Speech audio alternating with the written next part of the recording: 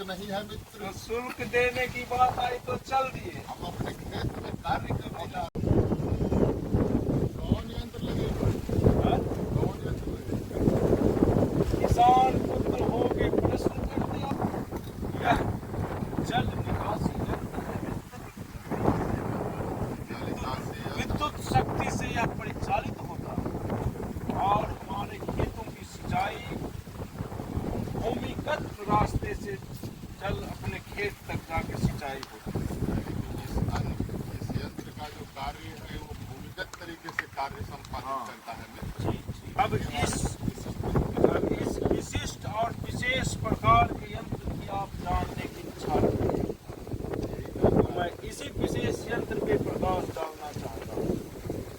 यहाँ से जल बाहर आता है, जल बाहर आते हुए यह पुनः नीचे फिर यहाँ आते हैं और इस यंत्र से, और इसका कार्य है मित्र कि यदि बिजली नहीं और किसान मजदूर कोई भाई बंधु को जल की आवश्यकता है, प्यास लगी है, तो आप यहाँ से इसे खोल करके जल पी सकते, वो जल ग्रहण कर सकते जल हैं। ग्रहण कर सकते।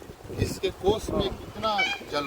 यह जल कोष और इसमें 10 से 12 लीटर जल संचित रहता है।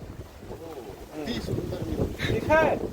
और यहाँ से अब आगे बढ़े मित्र, अब जल यहाँ से आगे बढ़ता है दबाव के साथ, और ये जो आपको यंत्र दिख रहा है ये कुछ ये जल की दबाव का सूचक जल दबाव सूचक यंत्र है। यंत्र है। ये बताता है कि कितनी दबाव से जल आगे की ओर बढ़ रहा है।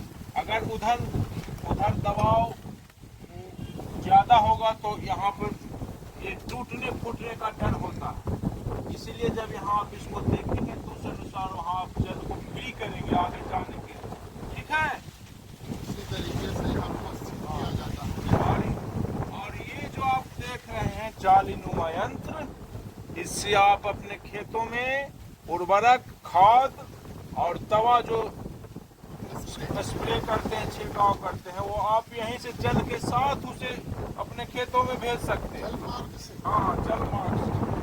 एक अलग बर्तन में अपना दवा को रख करके खोल करके इसको डाल देंगे, ठीक है, और ये दोनों को खोल देंगे। ये अपने आप यहाँ से जल में मिश्रित होकर के खेतों तक पहुँच जाता है। अद्भुत है। समझ गए मित्र?